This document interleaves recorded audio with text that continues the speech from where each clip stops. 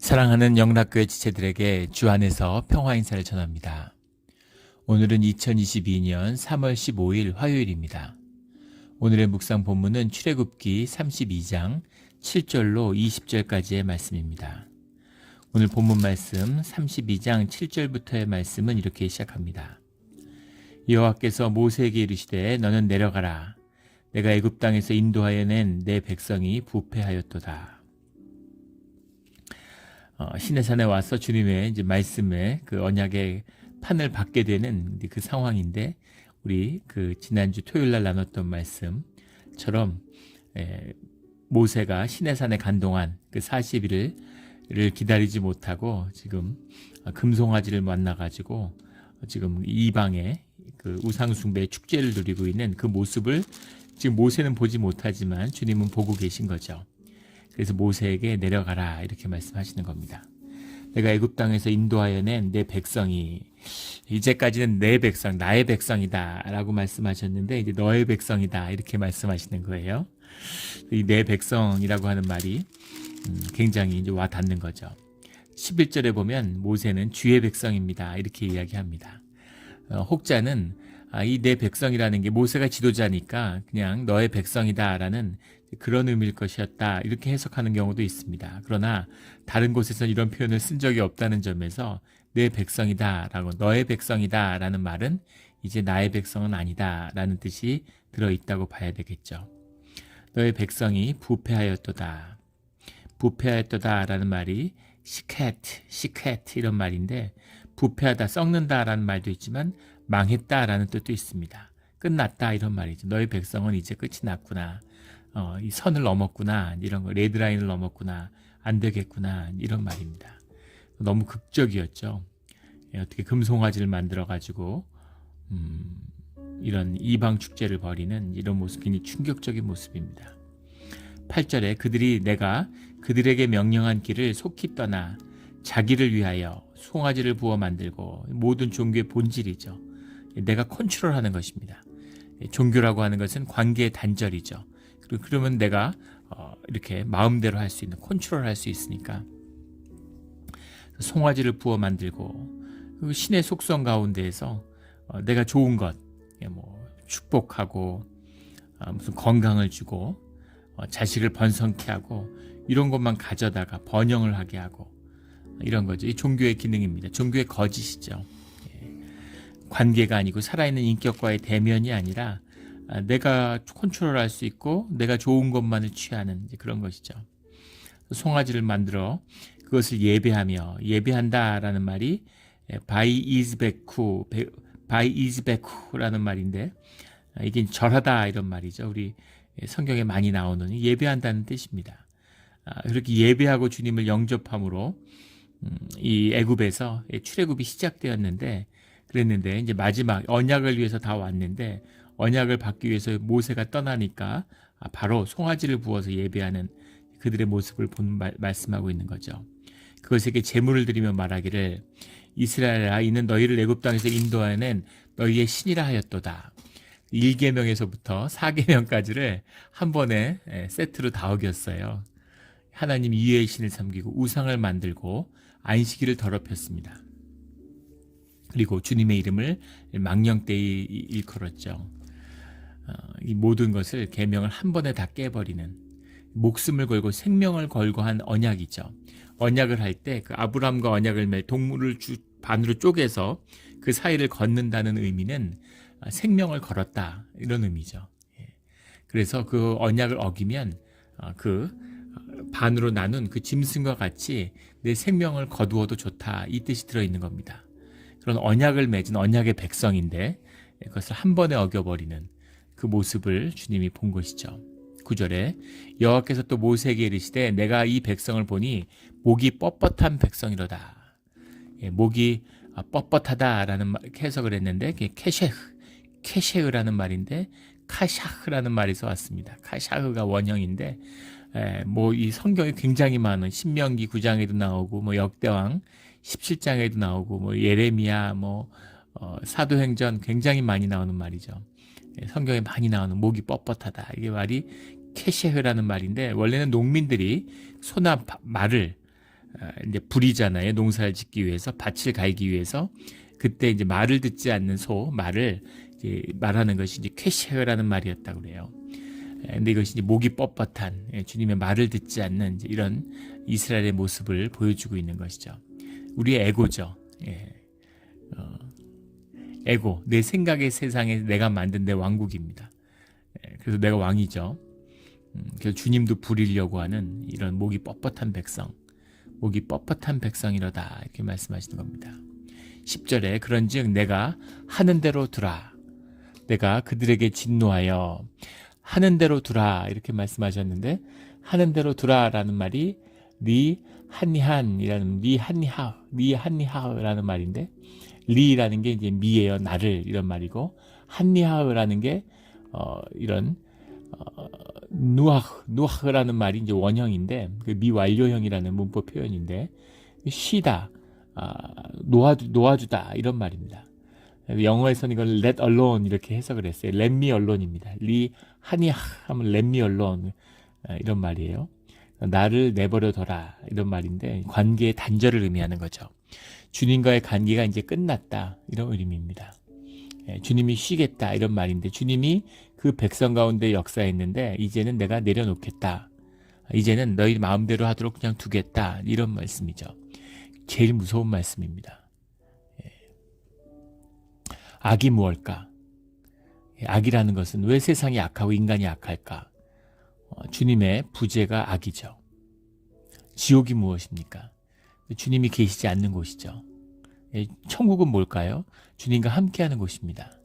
모든 기쁨과 복의 근원이 주님이세요. 이게 굉장히 무서운 말씀입니다. 네가 알아서 해라. 그거는 네 책임이다. 네 삶의 모든 결과에 대한 책임을 네가 스스로 져야 된다. 이런 말씀이죠. 이 형벌의 의미예요. 우리가 인간의 형벌이고 인간의 심판입니다. 그런 미국이나 이런 세계에 괴기 영화들이 많죠. 괴기 영화들이라는 게 이제 이렇게 수준 낮은 영화들도 많은데, 그런 심령을 다루는, 귀신을 다루는 영화들이 있어요.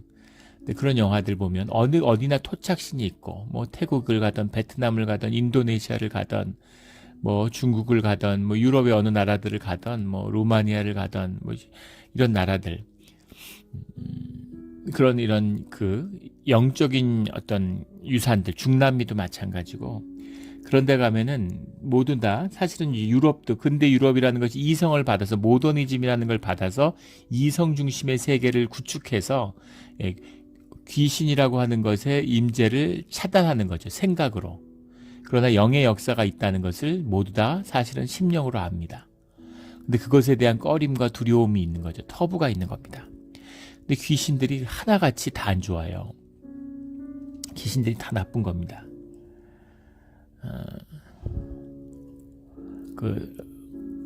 이방신들, 시리아나 예구배 신들, 그 난교의 그런 걸 보면서 좋아하는 귀신, 일본의 그 신사 같은 데서 그 스모 같은 거 서로 막 치고 싸우는 거잖아요. 그게 이제 신들을 기뻐하기 위해서 앞에서 싸움을 하는 겁니다. 싸움질을 보고 즐거워하는 귀신. 귀신들이 다 악해요. 귀신들이 하나같이 악합니다. 힘이 있지만, 파워가 있지만 악하고 두렵고 무서운 것이죠.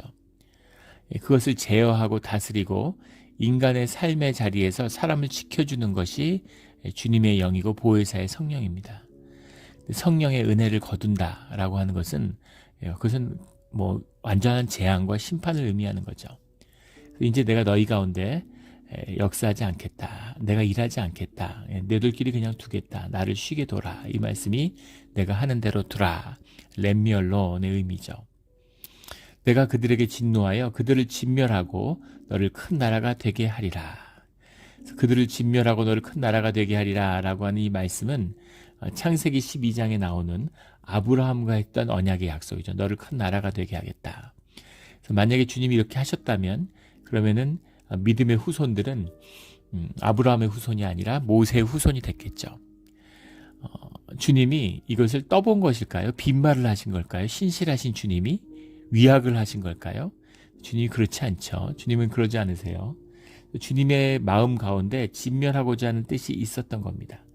그래서 진멸을 하고 모세로 새롭게 나라를, 모세의 후손을 세워야 되겠다라는 그런 마음이 있으셨던 거죠. 그런데 11절에 모세가 그의 하나님 여호와께 구하여 이르되, 구하여라고 하는 말이 바이할이라는 말인데, 바이할이라는 말의 원형이 칼라흐라는 말이에요. 칼라흐라는 말이 아프다, 아프게 한다 이런 말입니다. 여기서 구한다라는 말이 그냥 단순히 구하는 게 아니라 간구하는 걸 넘어서 뭐라고 해야 됩니까? 이거 우리말로 진짜 애통하게 간절하게 그렇게 구한 거예요. 중보기도를 하는데 정말 목숨을 걸고 주님께 간절하게, 그것이 주님의 마음을 아프게 했다 이런 의미입니다. 너무 안타깝게, 너무 애통하게 구하니까 주님이 그 모세의 모습을 보고 마음이 움직이신 거죠. 이게 이 구하여의 원뜻입니다. 주님 그냥 그러지 마세요 이런 게 아니라 통곡하는 마음으로 주님께 정말 간절히 너무 애타게 구하니까 그 주님이 마음이 아픈 것이죠. 그래서 아프게 해서, 비교할 수 있는 것은 아니지만, 어릴 때 애들이 너무 어리잖아요. 뭐 그 4살, 5살, 6살 이럴 때, 그때 사실은 그 어른이, 부모가 초콜릿 이런 거 안 먹어야 되는데, 과자 그런 거 좋아해가지고 요즘은 안 먹는데 그때는 왜 그걸 그렇게 끊지를 못했는지, 그걸 사다가 애들은 이제 죽으면 안 좋으니까, 애들 입맛을 버리니까, 그래가지고 이제 감춰놓고 이제 저만 몰래 먹는 거죠. 얘들 엄마는 그런 걸 아예 안 먹는 체질이라 가지고, 이제 저는 그런 걸 되게 좋아하기 때문에 그걸 감춰놓고 혼자서 몰래 먹어요. 근데 부모가 집에 뭘 감춰놓으면 애들은 다 알죠. 다 압니다. 그래서 그거 좀 달라고. 근데 막내가 막 그걸 먹고 싶었는데 숨이 넘어가는 거예요. 너무 먹고 싶으니까 과자가. 그리고 눈물을 막 울면서 달라고 막 그러는데, 그래서 아이한테 주는 거죠. 주면 안 되는데 애가 너무 간절히 구하니까 가슴이 아파서 애한테 그냥 주는 겁니다. 그런 거죠. 이것이 이 바이할의 뜻이에요. 간절히 애통하게, 비통하게 해서 마음을 아프게 하는, 하나님의 마음을 아프게 하는 간구함입니다. 그렇게 간구를 했기 때문에 주님이 마음을 돌이키시게 되는 거죠. 여호와께 구하여 이르되, 여호와여 어찌하여 그 큰 권능과 강한 손으로 애굽 땅에서 인도하여 내신 주의 백성에게 진노하시나이까? 주의 백성이 아닙니까? 이런 말씀이죠. 그 권능과 그 강한 손으로 애굽 땅에서 인도하여 내신, 이 말은 주님의 영광을 기억해 주십시오 라는 뜻이죠. 주님의 영광, 드러난 주님의 영광을 패하시겠습니까? 주님의 영광, 주님이 하신 일이 아닙니까? 주님의 영광을 기억해 주십시오. 이 말씀의 뜻이 들어있는 거죠. 12절에 어찌하여 애굽 사람들이 이르기를, 여호와가 자기 백성을 산에서 죽이고 지면에서 진멸하려는 악한 의도로 인도해 내었다고 말하게 하시려 하나이까? 주의 맹렬한 노를 그치시고 뜻을 돌이키사 주의 백성에게 이화를 내리지 마옵소서. 사람들에게 이렇게 말하게 하시려고 하겠습니까? 라는 말은 하나님의 이름이죠. 하나님의 이름이 세상에서 더럽힘을 받아서 되겠습니까? 하나님의 이름을 걸고 우리가 나왔는데 하나님이 그것을 폐하시면 하나님의 이름이 뭐가 됩니까?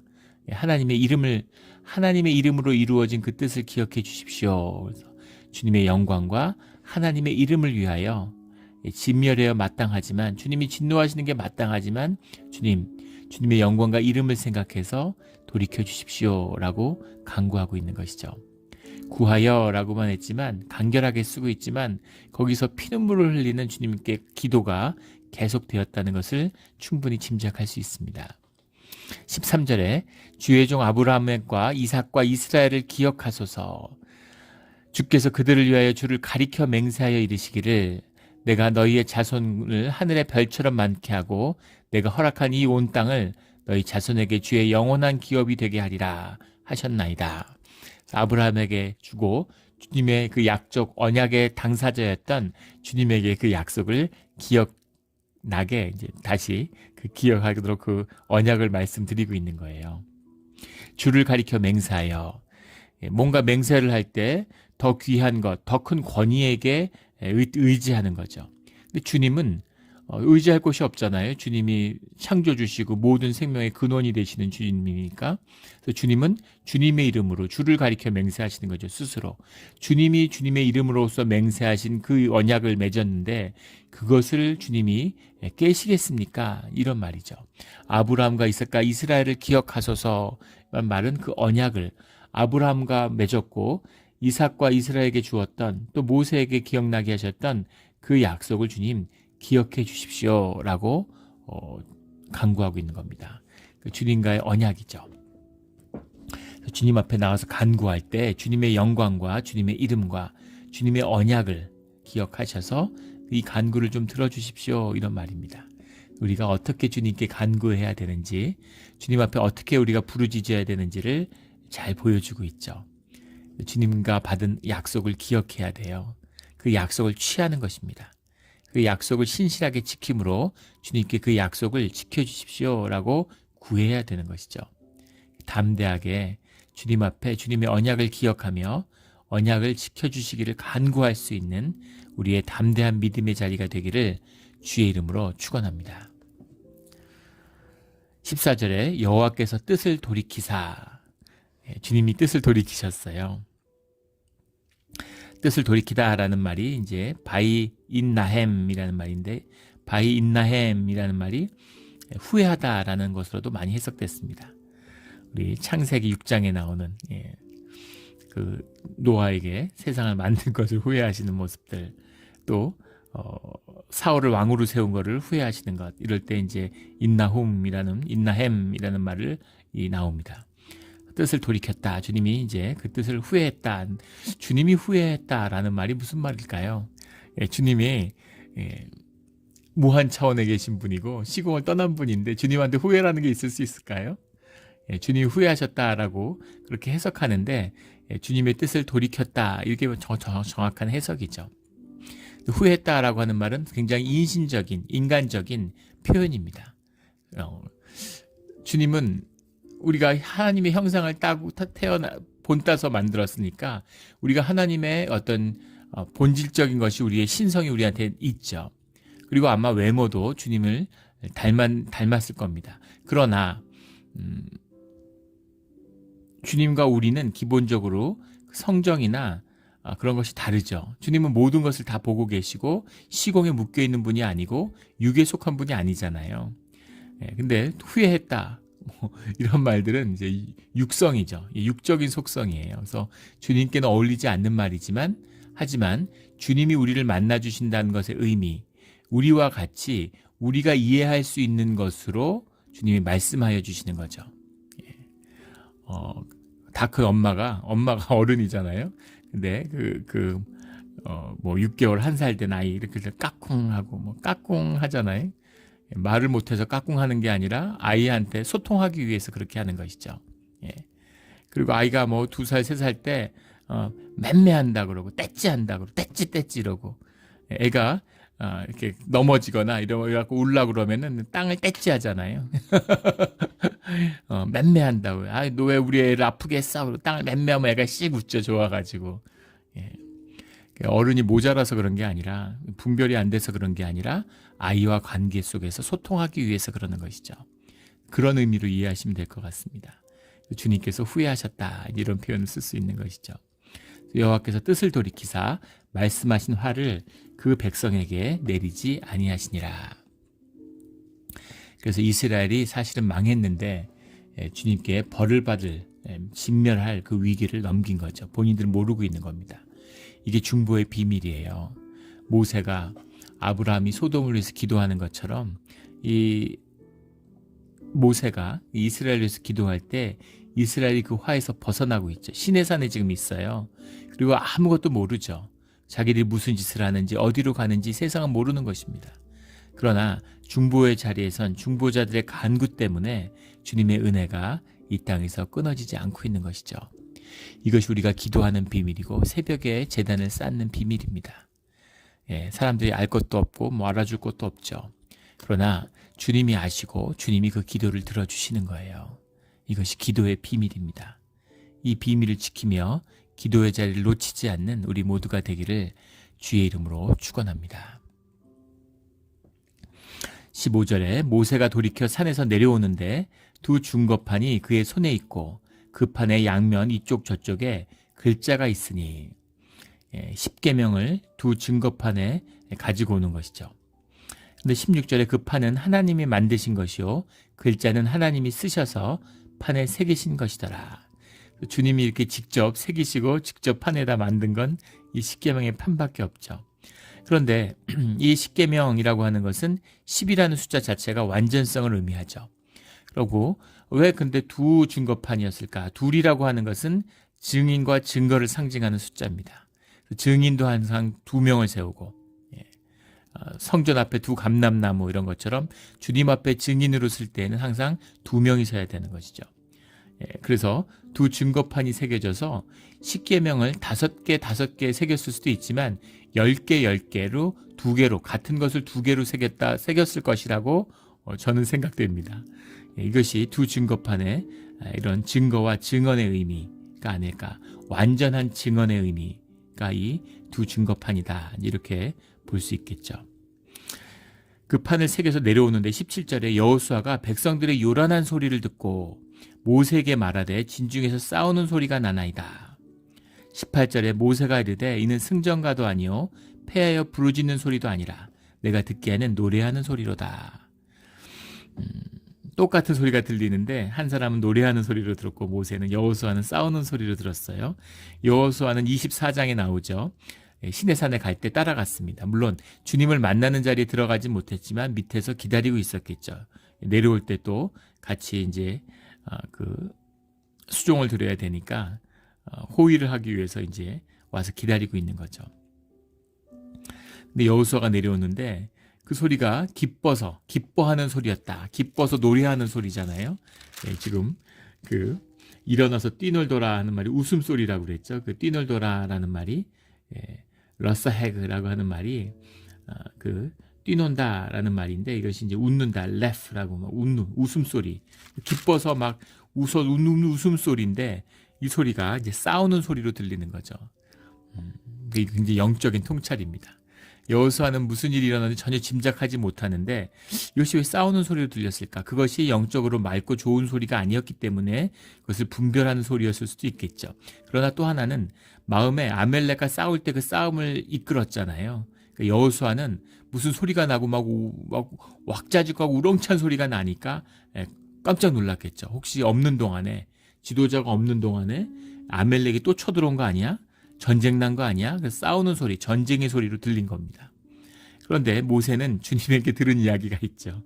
그러니까 그것이 노래하는 소리, 이놈들이 모여서 제사를 지내는구나 이런 그 소리로 이제 분별하여 들을 수 있는 것이었겠죠.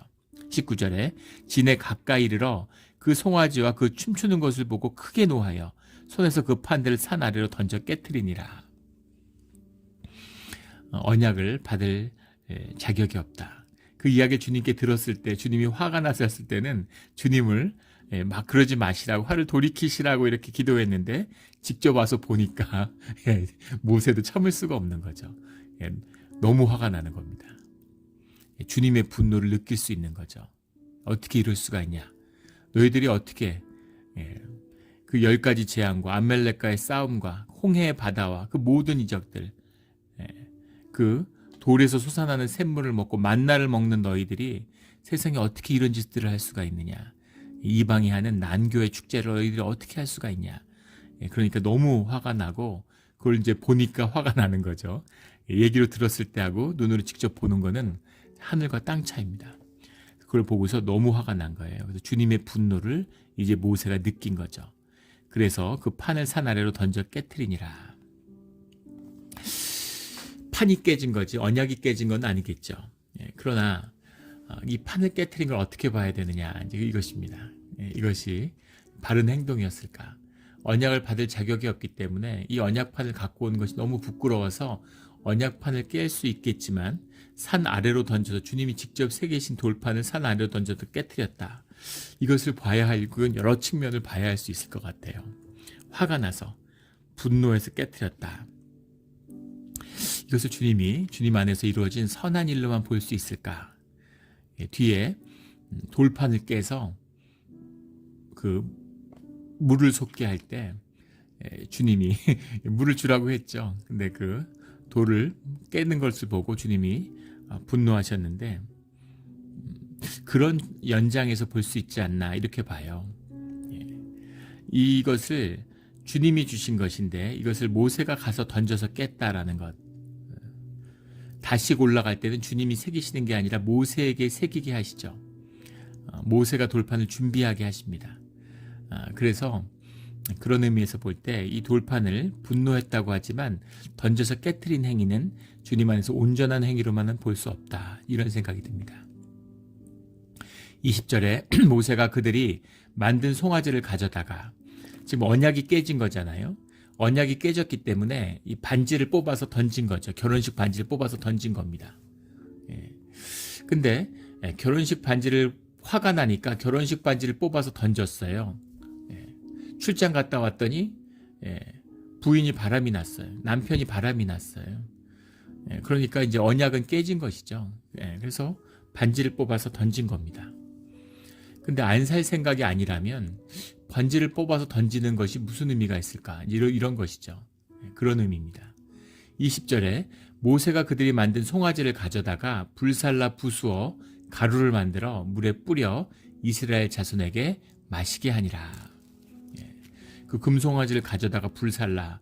금은 불살라지지 않죠. 그러나 송아지가 순금으로 그 큰 송아지를 만들 수는 없죠. 그렇게 금을 모을 수는 없고, 아마 이제 나무 같은 걸 가져다가 송아지를 조각을 하고 그 위에다가 금을 이제 금칠을 했겠죠. 이렇게 금박을 해서 붙였을 겁니다.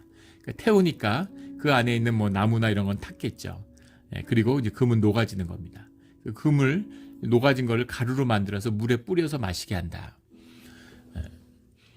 그 예전에 외신을 보는데 한국도 그런 거 많죠. 호텔 같은데 이런 비싼 계획들, 예전에, 요즘은 뭐 더 할 거예요. 예전에 보통 무슨 이런 우리가 흔히 빵집에서 케이크들이 1, 2만 원 하던 시절에 지금은 뭐 한 3, 4만 원씩 하니까 지금은 아마 더 비싼 케이크들이 있을 거예요. 그 시절에도 호텔에 가면 막 7, 8만 원짜리 케이크들이 있었어요. 그래서 케이크를 괜히 이제 비싸고 호화로운데 케이크 밀가루하고 크림으로 만드는데 비쌀 게 뭐가 있습니까? 근데 거기다 이제 금가루 같은 걸 뿌려요. 아마 보신 분들 계실 겁니다. 홍콩이나 중국, 뭐 상하이, 중국 사람들이 금을 또 좋아하니까 그 금가루 케이크 그렇게 중국에서 인기라잖아요. 금가루를 뿌리는데 금을 뿌리니까 좀 귀하고 뭔가 이제 비싸고 귀해 보이는 거죠. 그게 아무 의미가 없는데 사람들 마음이죠. 근데 금가루를 먹으면 그게 이제 몸에 좋은 건 하나도 없던데 또 나쁜 것도 없답니다. 그냥 몸에서 다 나온대요. 좋을 것도 없고 나쁠 것도 없고 다만 돈을 낭비하는 것 뿐이죠. 인간의 심성이 타락할 뿐인 거죠. 그런데 금가루를 물에 뿌려서 왜 마시게 했을까? 이것은 우리가 민수기 5장에 나오는 이 흔히 말하는 쓴물, 저주의 물을 말하는 겁니다. 부인이 부정한 것 같은데 부정한 증거를 찾을 수 없고 또 부정을 했는지 안 했는지를 확실히 알 수 없을 때 제사장 앞에 나와서 이 쓴물이라는 걸 마시죠. 저주의 물을 마시고 주님 앞에 맹세합니다. 자기의 심령의 죄를 주님 앞에 내가 주님의 벌을 달게 받겠다라고 하는 그런 주님 앞에 선언이에요. 이것이 이제 쓴물, 흔히 저주의 물이라고 말하는 주님 앞에 내가 내 마음의 죄를 주님 앞에 고백하고 그거를 주님 앞에 내어드리고 거기에 대한 판단을 주님께 맡기겠습니다. 그 죄가 있다면 제가 달게 받겠습니다. 라는 의미로 가져간 소재를 물에 풀어서 그 쓴물을 마시는 거죠. 저주의 물입니다. 그래서 그 의식을 행하는 거죠. 그래서 우리가 죄를 지었는데 이 죄의 크기, 이 죄를 가늠할 수 없다는 거죠. 이 죄가 얼마나 큰 것이고 어디까지 죄를 벌을 받아야 되는지는 주님이 정하고 주님만이 아십니다. 주님이 벌을 내려주십시오. 라고 하고 그 저주의 의식으로 그것을 푸른 물을 스스로 마셨다. 이런 의미죠. 근데 지금 모세는 알고 있죠. 이걸 그냥 넘어갈 수는 없는 겁니다. 여기서 우리가 굉장히 중요한 걸 하나 분별해야 되는데 죄사함을 받는다는 것과 면벌을 받는다는 것과 면죄를 받는다는 건 다른 거예요. 우리가 중세에 면죄부를 교회가 팔았다라고 하는데 교회가 아무리 타락해도 면죄부를 팔 수는 없죠. 죄를 사하는 건 주님의 주권이에요. 누구도 죄를 사해 줄 수 없습니다. 그건 주님만이 하실 수 있는 것이죠. 그런데 교회는 뭘 한 거냐면 벌을 사해 준 거예요. 면벌권을 판 겁니다. 무슨 의미냐면 애가 무슨 불장난을 했어요. 아니면 애가 거짓말을 해요. 부모한테. 그 죄를 진 것이죠. 그렇다고 해서 그러면 자식이 아니냐? 용서받을 수 없는 죄냐? 그럼 그렇지 않고 부모가 용서해 주는 겁니다. 그러니까 자식이죠. 부모 자식 용서 못해. 넌 이제 내 자식 아니야. 나가. 이렇게 되면 호적에서 파버리면 이제 그러면은 용서를 받지 못한 것이죠. 근데 그게 아니라 그 죄는 용서를 받는 거예요. 죄는 용서를 받지만 그렇다고 벌을 면제받는 건 아닙니다. 회초리 갖고 와. 그래서 너 회초리 몇 대 맞을래? 10대 맞아, 20대 맞아. 그리고 때리는 거죠. 훈계를 하는 겁니다. 아니면 손 들고 무슨 벽에 서서 뭐 서 있어. 뭐 그러든가. 아니면 반성문을 뭐 10번 써. 뭐 이러든가. 저희 어렸을 때 뭐 천자문 같은 거 많이 썼는데 천자문을 10번 써라.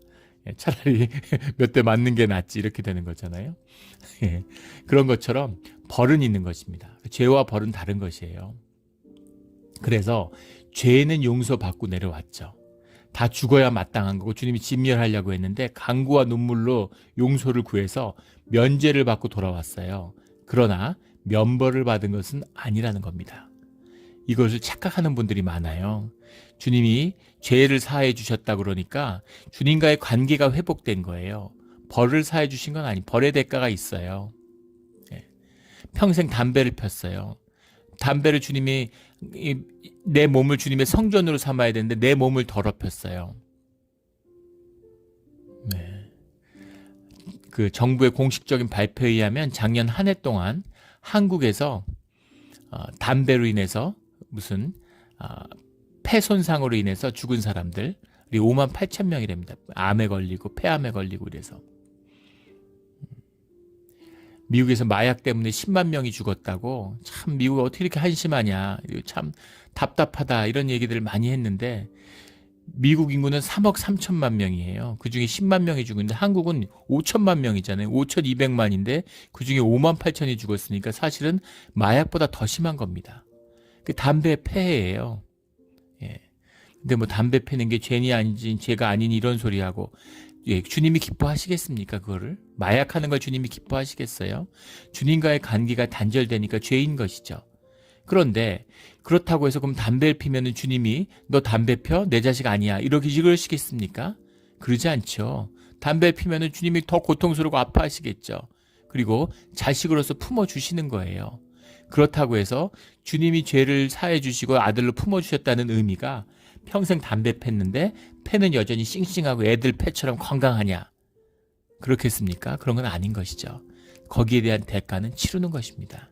물론 주님이 벌도 면해 주실 수도 있지요. 그러나 그 벌을 달게 자식에게 회초리를 드는 것이 사랑의 부모잖아요. 내 자식이면 벌을 줘서라도 바르게 세워야죠. 죄를 계속 짓는데 벌을 안 준다? 이거는 죄사함을 못 받은 게 아닌가, 주님께 버림받은 게 아닌가 돌이켜 봐야 되는 거죠. 이것이 악인이 흥황하는 것을 부러워하지 말라는 주님의 말씀의 뜻이죠. 그래서 이제 벌의 문제가 남아있는 겁니다.